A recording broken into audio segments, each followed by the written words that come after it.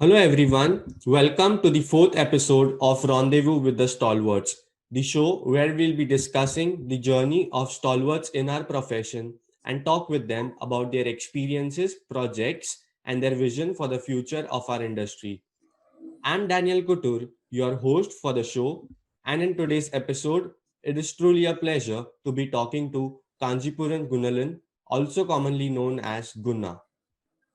Guna is currently the ASCE National 2020 President elect and also serves as Senior Vice President at AECOM. In 1982, Guna moved to the United States from India for pursuing his PhD in civil engineering, majoring in geotechnical and structures. Guna is an expert geotechnical engineer who has been part of numerous billion-dollar projects during his career. He has been an active member of the ASCE and held quite a number of leadership roles right from his early career and also has received many awards for his service to this profession. So, without any further ado, let's dive in straight into our conversation with Gunna. Welcome, Gunna, on today's episode of Rendezvous with the Stalwarts. Thank you so much for taking out time for us today. Thank you, Daniel. Appreciate the kind introduction. As you pointed out, had the privilege of serving as the 2020 president of ASCE, and Yes, currently now, since October 28th, I'm now serving as the immediate past president of that's this great. great organization. That's great. That's great. So, Gunna, I'd like to take you through your memory lane and know about what it was during your growing years that drew you towards pursuing a profession in civil engineering and then a specialization in geotechnical engineering. Well, it goes way back to my early childhood days. My parents were building our childhood home in Okay, India as okay, I was growing up. okay, So my father was kind of the planner, and my mother was the supervisor on the day-to-day activity at the construction site. okay, So I would be picked up at my school in the afternoon and brought to the construction site because that's where my mother was. So I would spend most of my, late afternoons and early evenings on the construction site with my mother, okay, and then go home and to take a shower, have my dinner, and go to sleep. So while I was at the construction site, I got exposed to all of the construction activities, got to know about the labor work, labor force, the classifications of labor, the type of materials. And I used to be sitting out there and, drawing some sketches, of plans and elevations and stuff. And one of my uncles even jokingly said, well, looks like he's going to be an engineer. So, so that was my early exposure to engineering and more specifically to civil engineering. So great, great, since then I was engaged in, with an aptitude for mathematics. I always wanted to be an engineer. My older brother is a retired cardiothoracic surgeon, so he's much older okay, than me. So we had this family discussion about, whether I should go into medicine or into engineering. As you know, in India, yes, your yes, first choice is medicine, then your second choice is engineering, then yeah, then everything else. yes, But yes, having seen my brother, work hard through his residency and everything else, yes, not very comfortable at the sight of blood either. So I decided to pursue an engineering career. So as I was finishing up, I went to the oldest civil engineering school in Chennai, which is the College of Engineering Guindy, which started out as the survey school under the British regime. Uh, okay, and as I was finishing up, we were trying to figure out what do I need to do next for my postgraduate studies. And as you know, in the late 70s and early 80s, structural engineering was very popular. yes, yes, Also at that stage, we were slowly getting a lot of these things computerized. yeah, I yeah, was looking around to see what do I what is my strengths and my aptitude versus what do I need to do to sustain myself in this profession for the long haul. Yes, I yes, decided to go for the next best thing, which fitted with my personality, which is then called the soil mechanics and foundation engineering. So it still had a little bit of a structural component to it. yes, Knew that it couldn't be totally computerized. You still needed to use your instincts and skills to be able to make some good judgments. yes, yes. Decided to dive into soil mechanics and foundation engineering. So that's kind of how it shaped up. And looking back, no regrets.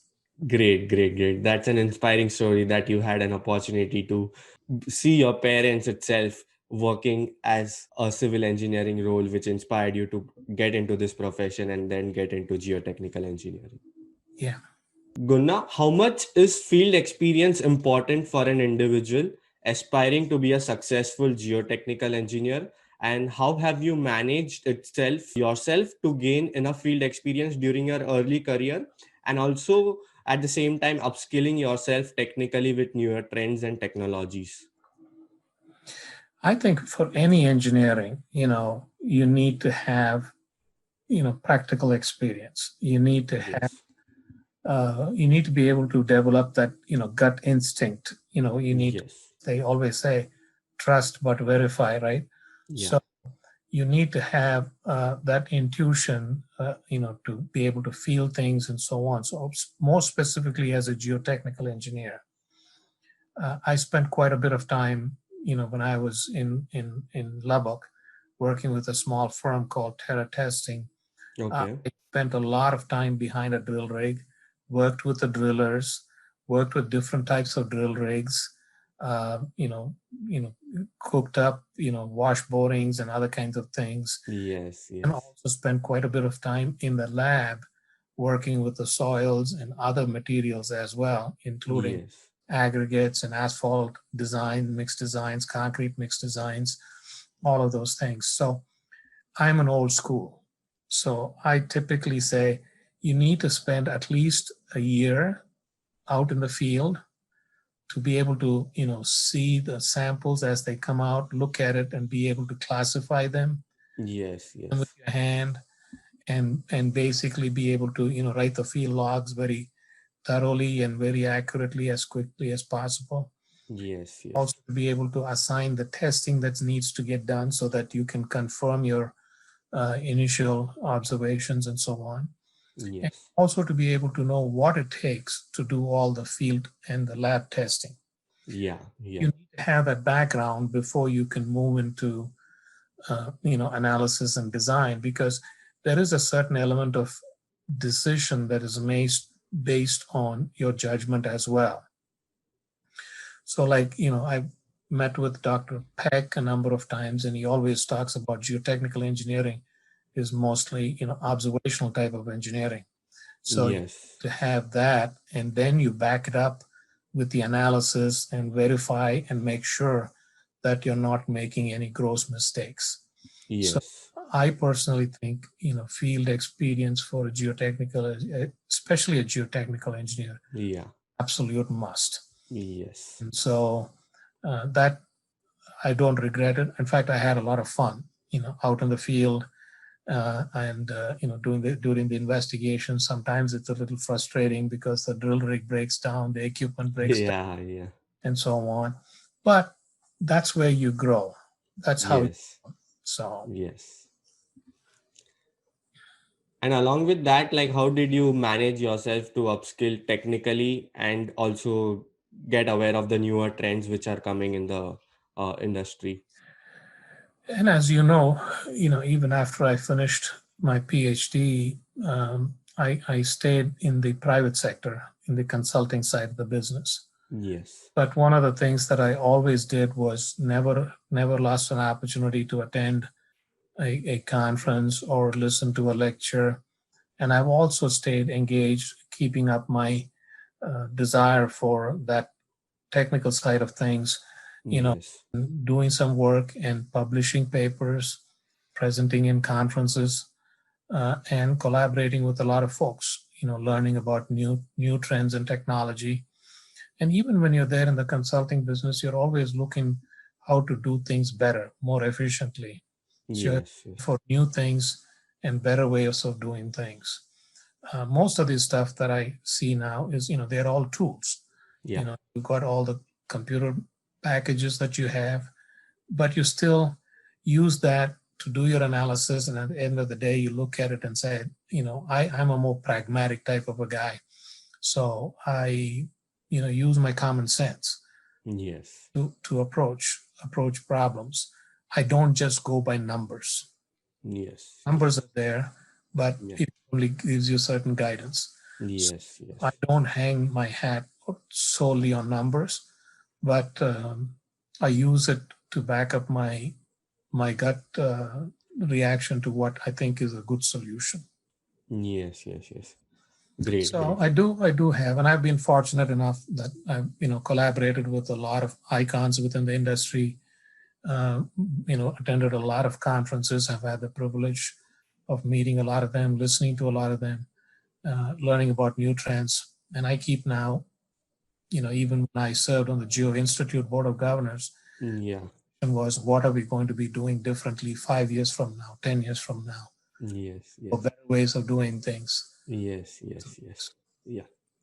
So, Guna, at what point along your career did you envision to be elected as an ASE president one day? And how did you work towards accomplishing it during your career?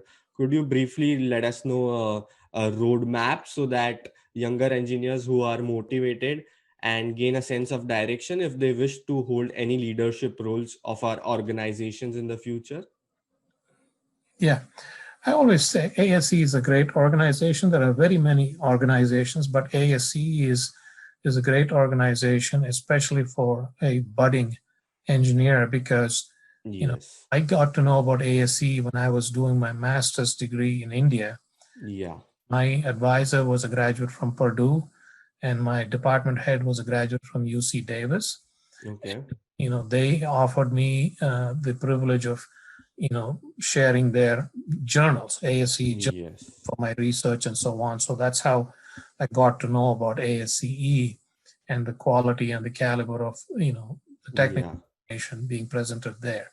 Yes. So Yes. for an early career person, there's lots of opportunities to collaborate and learn through Yeah. ASCE. Yes. As you transition into your mid-career, ASCE also offers you opportunities to develop your leadership skills, in order to be able to communicate, collaborate, work with people for a common cause. Yes. So while still I was in Lubbock, I had the opportunity to serve on a few committees, and I volunteered for most of my stuff. I volunteered myself because I thought this was in the best interest of my career. So Yeah. I Yeah. came to Texas Tech. I asked my advisor, how do I join this organization? I joined it as a student chapter member. And then I stayed on in Lubbock and I served as the president of the High Plains branch of the Texas section when that opportunity showed up. Because as a geotechnical engineer, you get to meet a lot of structural engineers, architects, Yes. other civil engineers who are your clients. Yeah. Yeah. And, and you learn a lot from them and you learn about the latest trends. So Yes. I continued that stuff. So I was there at the High Plains branch. And then when I moved to Utah, I continued to serve as the lead for the geotechnical group for the Utah section. Okay. I became the president of the Utah section. And then I became a governor for the Region 8.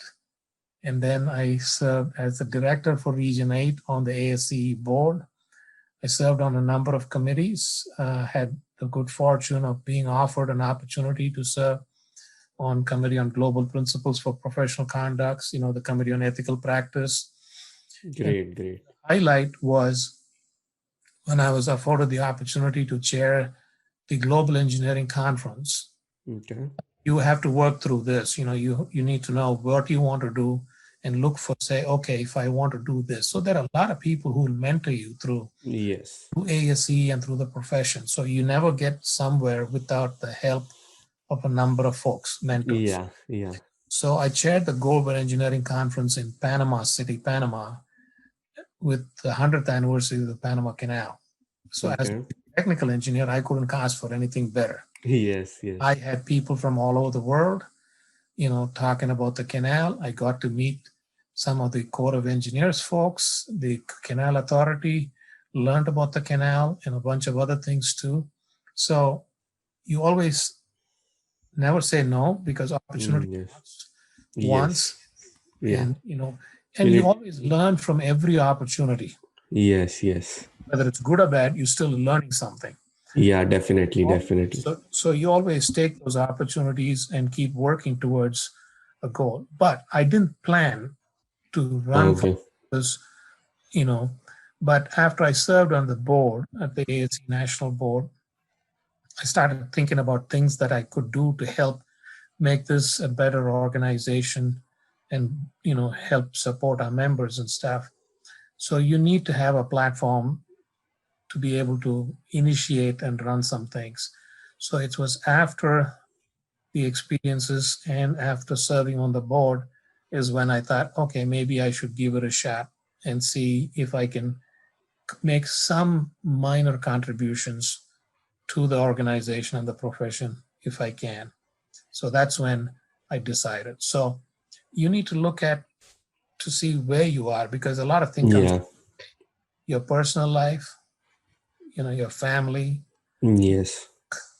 and then ASC. You need to make sure that you're balancing all of those things out. Yes. And I tell people I'm one of the luckiest guys. I got lucky all along, and I had great mentors. Um, Yeah. Yeah. can't say anything more. Yeah. Along with that, you also have put a lot of hard work and time right from your early career to be a part of all the organizations and take all the leadership role opportunities that you got along the way. Yeah. Yeah. Guna, according to you, is there any aspect in which the geotechnical engineering industry lags behind in terms of innovation, or are there any practices where you find there could be a huge scope of advancement and research? So we are talking about, sustainable and resilient infrastructure. Yes. We are looking for making sure, that what we do today is going to be not only sustainable but resilient, because as you know, with all the climate change and everything else, there's a lot of forces that are coming to play. Yes. And at the same token, the expectations of our fellow citizens is also changing. Yeah. Yeah. Like, for instance, we used to be able to design bridges for a design life of 50 years.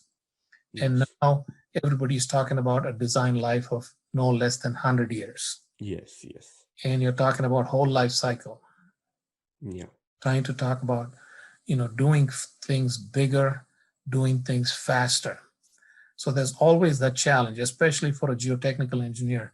As you know, we are Yeah. all looking for more data, but I'm saying Yes. more data is not necessarily going to lead you to an answer. Yes. They say it's a combination of being a little bit more pragmatic, having that intuition, and combination with backing up of data with numbers. Yes. Yes. So there's a lot of tools available today, and we're talking about artificial intelligence and talking about new materials, nanomaterials, and other kinds of things too. Yes. So the environment in which the infrastructure is built plays a huge role. And as a geotechnical engineer, we know as much as water is the bane of our life, Yeah. water is the biggest problem for Yes. issues in geotechnical engineering, whether Yeah. it's lack of water or too much water, right? Yes. That's Yes. always the problem. Yeah. So you need to find a way to strike a balance to make sure that you're able to provide a stable environment for the infrastructure to function through its useful life. So if we can find ways of making sure that that environment is stable for the extended period of time, there are certain things which is within our control, but there are certain things that are not. Yes. Yes. So we have tools. We can analyze, how many ever failure surfaces and how many ever iterations. We can take it to the nth degree, but all it comes down to is, your natural intuition about, materials that will survive, last through the design life, and serve within within a reasonable and without compromising your factors of safety. So Yes, yes. can I always say, just because of that, I don't want you to, as a geotechnical engineer, design everything with a factor of safety of 6. I always jokingly tell people, it may offend some people, if you design with a factor of safety greater than a 3, I don't need a geotechnical engineer. Even a monkey can do it. But we need to be able to, as engineers, balance that very fine Yes, 3-legged stool. yes, So the gaps are, it's, again, we're still, investigation, field investigation, preservation of samples, trying to characterize the samples more realistically. There is yes, a gap there. And it's also looking at the environment to see what could impact that infrastructure and see if there's ways that we can come up with a design, cost-effective design, to see if we can stretch the dollar and the useful life of the infrastructure. yes, A yes, lot of new materials are coming out. I think, in my time, I've seen geotextiles, the changes in the geotextile industry. yeah, We've seen the geofoam. I've seen the lime cement column. I've seen the wick drains. I mean, when I started the profession, those were all not there. I mean, yeah, they're all things that have happened in the last 30 to 50 years yes, yes, in terms of implementation. So I'm thinking that, there's going to be more coming.